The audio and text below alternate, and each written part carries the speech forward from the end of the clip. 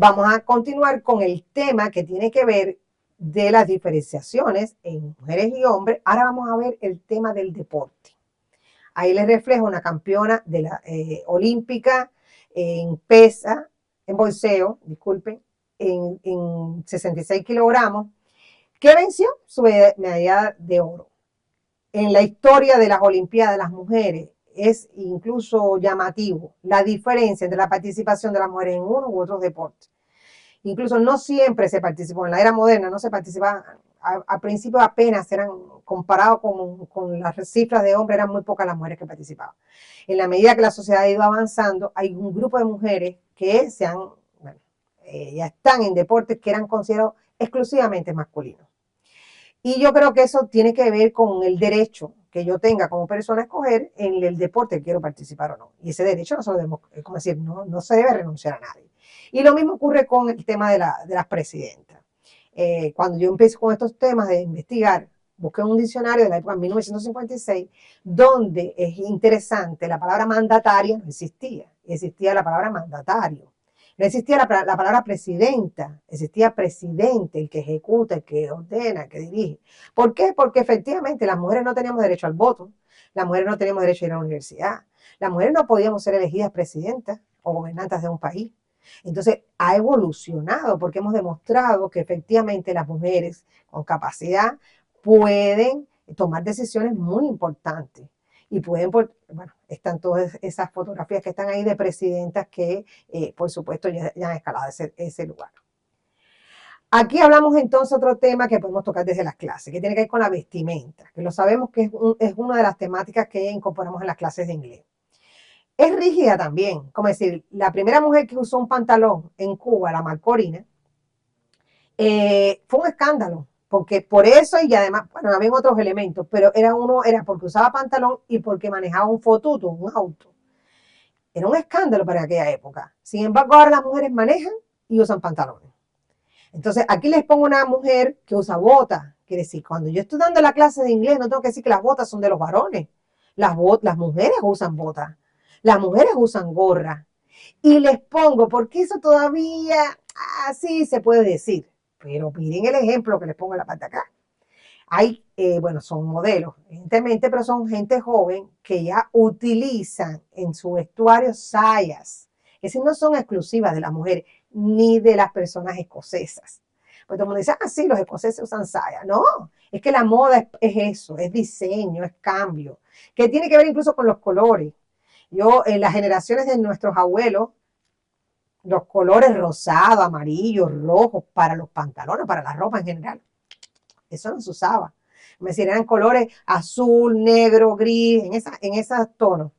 Y rara vez encontrabas a un hombre vestido de esa manera. O con el propio diseño. Es decir, las camisas con flores o con sombrillas o con cualquier otro elemento. Eso no se usaba para los hombres. Sin embargo, ya las nuevas generaciones son más diversas, más abiertas, más libres, y ya vemos que están incorporados los colores, estos tipos de vestuario, esos tipos de diseño, incluso en los ornamentos.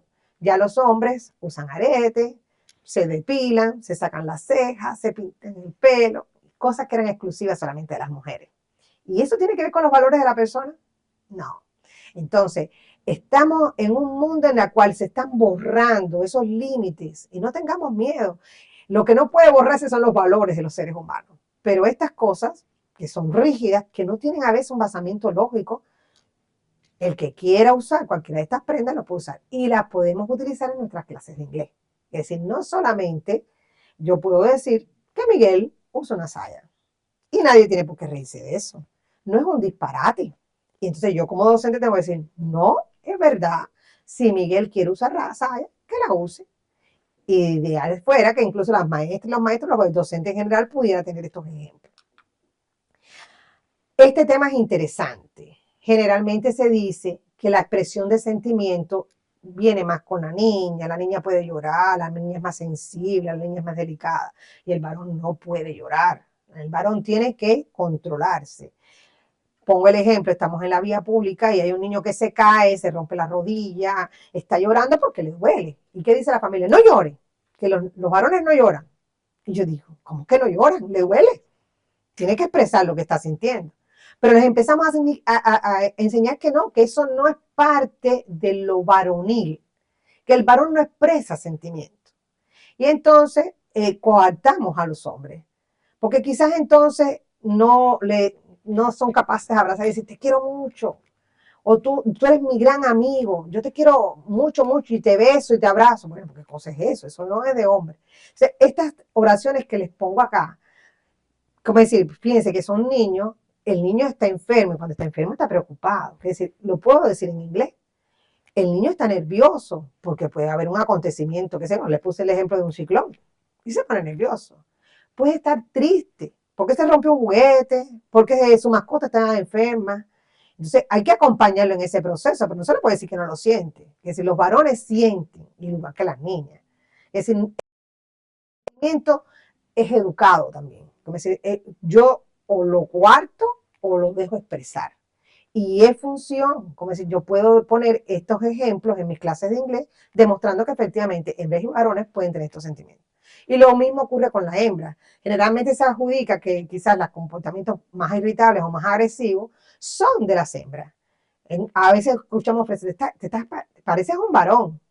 Las hembras también se irritan. No sería lo ideal. Lo ideal es que enseñemos a que negocien, a que hablen, a que expresen sus sentimientos sin dañar al otro. Eso es lo ideal. Pero tampoco podemos decirle, eso le toca, eso es de varón o eso es de hembra, porque entonces estamos diciendo que los sentimientos se enseñan y se educan. Entonces, bueno, ¿qué queremos esa escuela con la equidad? Equidad en actividades, equidad en funciones, equidad de manera general para compartir espacio. Los dejo acá y continuamos en el próximo video.